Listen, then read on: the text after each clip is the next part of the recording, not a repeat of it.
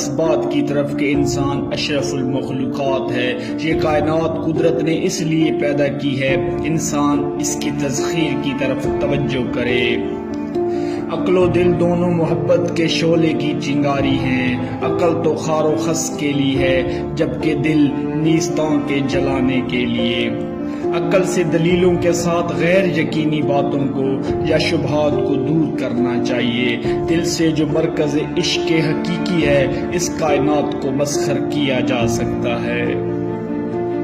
یہ جہاں نالہ و فریاد کی تربیت کا مقام ہے، اس لیے نہیں ہے کہ یہاں پھولوں کی سیر کی جائے، ان سے دل بہلایا جائے، نہ اس لیے ہے کہ یہاں آشیانہ بنایا جائے۔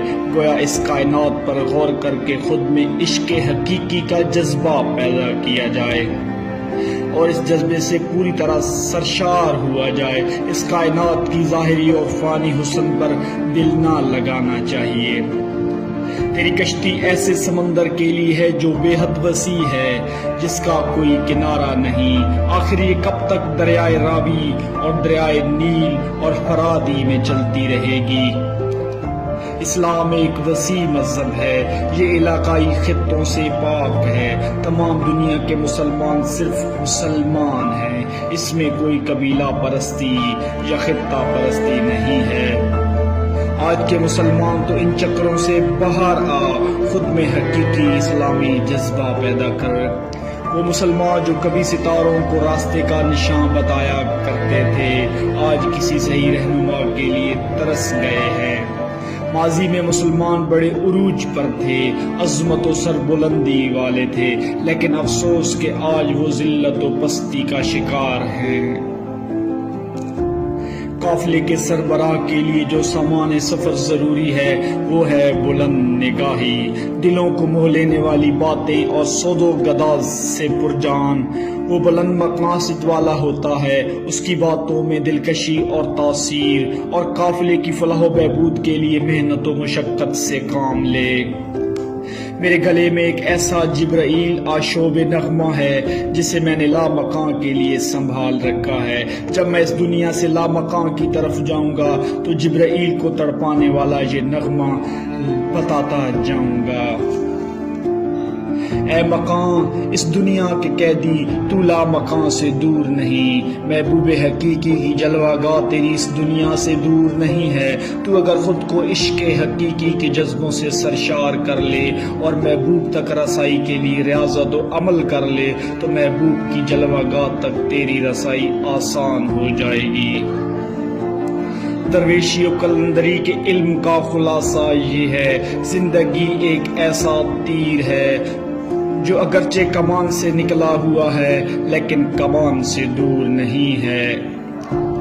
تیری پرواز کی فضا چاند اور ستاروں سے ذرا آگے ہے، تو قدم اٹھا آگے بڑھ، یہ مقام آسمان سے۔ انسان نہ تو زمین کے لیے پیدا کیا گیا ہے نہ آسمان کے لیے تیری تخلیق ہوئی، بلکہ یہ جہان قدرت نے تیرے لیے پیدا کیا ہے۔ تو اس جہان کے لیے نہیں ہے، اشارہ دور نہیں ہے، وہی محبوب حقیقی تک رسائی والی بات کی طرف اشارہ ہے۔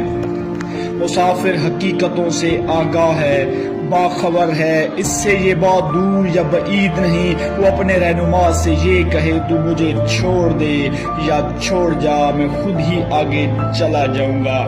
گویا ایک خاص مقام تک رہنمائی کے حوالے سے یہ بات ہوئی ہے۔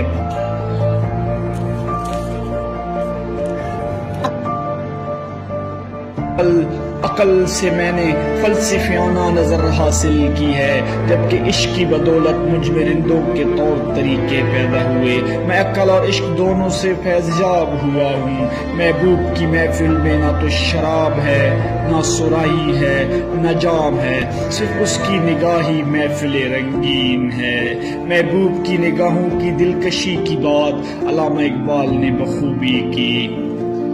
تو میرے پریشان نغمے کو شاعری نہ سمجھ، میں خانے کے اندرونی رازوں سے پوری طرح آگاہ ہوں۔ میری شاعری محض رنگ برنگے مضامین کی حامل نہیں، میں جو کچھ کہہ رہا ہوں اپنے ذاتی علم کے حوالے سے کہہ رہا ہوں، کوئی داستان نہیں گھڑ رہا۔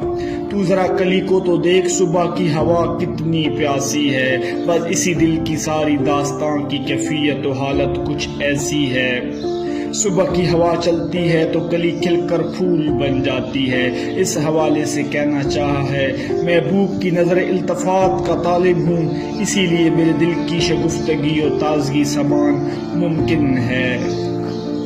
محبوب کی محفل میں موجود سبھی لوگ بہم آشنا ہیں، صرف میں ایک بیگانہ ہوں۔ مجھے کوئی یہ تو بتائے، یہ غیاض کی حالت یا ظہور کی؟ گویا سبھی اہل محفل محبوب کے لطف و کرم سے فیض یاب ہو رہے ہیں، صرف میں ہی اسی سے محروم ہوں۔ اگر یہ تیرا ویرانہ میرے جنون کو سنبھال لے تو میں چند دن یہاں ٹھہر جاؤں۔ میری باتیں کچھ اس انداز کی ہیں، یورپ کی تہذیب و معاشرت انہیں برداشت نہیں کر سکتی، اس لیے یہاں مزید ٹھہر کر مجھے کیا حاصل ہوگا؟ یہاں ٹھہرنا سراسر بیکار ہے۔ عقل کی منزل سے تو اقبال بڑی آسانی سے گزر گیا، لیکن یہ صاحب خرد عشق کے مقام میں گم ہو کے رہ گیا۔ عقل کا معاملہ تو آسان ہے، اس کی راہ میں کوئی رکاوٹ نہیں، آدمی ہوش و حواس میں رہتا ہے، جبکہ عشق میں آدمی کی ساری توجہ محبوب کی طرف ہوتی ہے۔ اس کی ذات میں گم ہو جانا یوں اپنی ذات سے بے خبر ہو جانا ہے، یوں اپنی ذات سے بے خبر ہو جانا ہے۔